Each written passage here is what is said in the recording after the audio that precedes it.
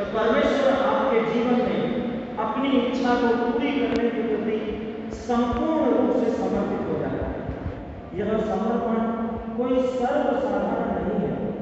यह पवित्र आत्मा का आपके जीवन में एक व्यक्तिगत हस्तक्षेप है, एक महत्वपूर्ण उत्तम है।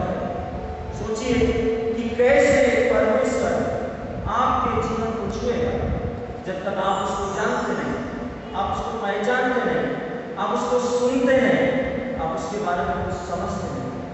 जब आप उसको सुनते, उसको जानते, उसको समझते, उसके स्वभाव को पहचानते हैं, तभी आपके द्वारा लोग जिस प्रकार परमेश्वर समर्पित है और इच्छुक है आपकी जिंदगी में आपके गुणों के द्वारा अपने व्यक्तित्व को प्रकट करने के, तब आप जानेंगे कि आप पवित्र आत्मा का एक मंदिर है।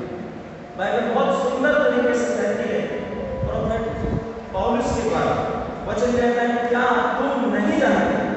सोचिए, यदि आप और मैं नहीं जानते कितना अंधेरा होता है।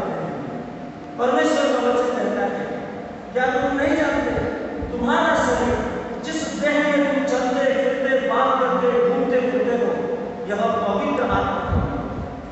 यह सर्वसाधारण नहीं है। यह परमेश्वर के देवालय के तीनों जन वचन, शरीर और आत्मा की उपस्थिति। जब आप बोलते हैं तो आपके शब्द नहीं है, जैसे आज भारत ने बताया, आपके शब्द अभिषेक से भरे हैं, वे पवित्र आत्मा के शब्द हैं। आप जो वस्त्र पहनते हैं ये भी सर्वसाधारण नहीं है। यदि आप विश्वास करें और किसी रोगी को भी यह वस्त्र टच कर दे, तो जो सामर्थ्य आपके अंदर है वे उसके शरीर के अंदर चंगाई का संचार करेगी। याकूब यही बोलता है, धर्मी की प्रार्थना से बहुत कुछ हो सकता है। यदि धर्मी जब प्रार्थना करे तो बहुत सी बातों में उत्तर आ सकते हैं। परमेश्वर का वचन हमसे कहता है, यदि हम परमेश्वर की आत्मा के साथ विश्वास के वचनों में खोजी रहते हैं तो निश्चय हम अच्छी फसल को काटेंगे। वचन कहता है, इस खोज ने सालों पहले बहुत से विश्वासियों का और धार्मिक आत्मिक जनों का जीवन को बदल डाला। इसने उनके चुनावों के प्रति उन्हें समर्पित होने में सहायता प्रदान, उन्हें संपूर्ण हृदय से उसके वचन को मानने में मदद की। परमेश्वर के प्रेम को स्वीकार करो। हर समय हर पल वो किसी भी उद्देश्य के साथ आ सकता है।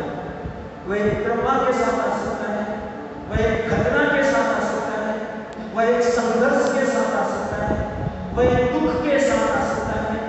परमेश्वर को पता है कि उस संघर्ष, घटना, दुख या खुशी में परमेश्वर की मदद आप तक किस रीति से पहुंचाई जाए। मेरे प्रियो, कोलोसियों का पत्र है 1:13 में एक विशेष अनुवाद के अनुसार बाइबल कहती है, उसने हमें उसके प्रेम के पुत्र के राज्य में ला दिया। परमेश्वर के पुत्र के राज्य में उसके प्रेम में भरोसा रखो, उस पर विश्वास करने का साहस करो। हमेशा हम अपने विश्वास में कमजोर हो जाते हैं, लेकिन उसके प्रेम में विश्वास करने का साहस आपका व्यक्तित्व नैतिक जिम्मेदारी है, उत्तरदायित्व है। कलीसिया को आपके प्रति परमेश्वर के प्रेम के साथ अपने उत्तरदायित्व का निर्वाह करने के लिए परमेश्वर आपको देता है। जब कभी भी कलीसिया को आपकी जरूरत होती है, आप उसके प्रेम के प्रति कितने उत्तरदायित्व है, कितने जवाबदार है चर्च के प्रति, कितने जवाबदार है परमेश्वर के वचनों में अपने जीवन के साथ। इसकी संपूर्ण रीति से परमेश्वर आपसे अभिलाषा करता है। क्या आप परमेश्वर को बदले में जो क्रूस पर प्रेम उसने आपको दिया है उसकी इच्छा पूरी कर अपना जीवन दे सकते हैं? मेरे प्रियो, परमेश्वर का वचन कहता है, उस पर विश्वास करने का साहस करो और उस विधान के प्रति जो आपके लिए प्रतिदिन नित्य बलिदान के रूप में चढ़ाया जाता है समर्पित हो जाओ, जिसके लिए आपको चुना गया है। यह एक अद्वितीय विधान है और उसके वचन में उसने आपके जीवन के लिए एक ब्लूप्रिंट तैयार कर दिया है। अर्थात आपको कैसे जीना चाहिए उसके वचन पर चलो, क्योंकि इसी तरह से आप उसकी इच्छा के प्रति समर्पित होते हैं। उसका वचन है कि उसकी इच्छा आपके जीवन में व्यक्त करें। ये समय है कि हमारे हाथों में जो पर्ची हम अपने हाथ में ले लें, हम सब खड़े हो जाते हैं, और जो पर्चियां आपके हाथ में हैं वो पर्चियां अपने हाथ में ले लीजिए और उसे एक बार पढ़ लीजिए, देखिए उसमें कुछ लिखना है। मेरे पास है समझ, पवित्र आत्मा का वरदान, शांति और धैर्य। आपके पास भी पवित्र आत्मा ने आपको कुछ दिया है।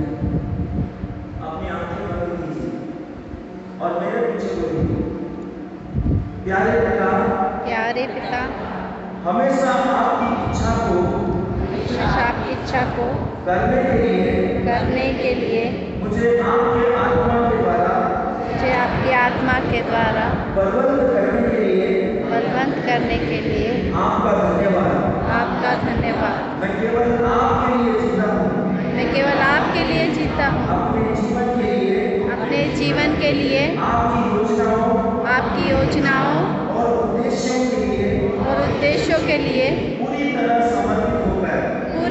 समर्पित होकर मेरा जीवन आपका दैनिक प्रत्यक्षीकरण है और महिमा और आनंद के साथ आपके लिए मैं पूर्ण रूप से सब बातों के लिए इच्छुक हूँ। आपके उद्देश्य और वैभव को पूरा करते हुए प्रभु यीशु के नाम में आमीन।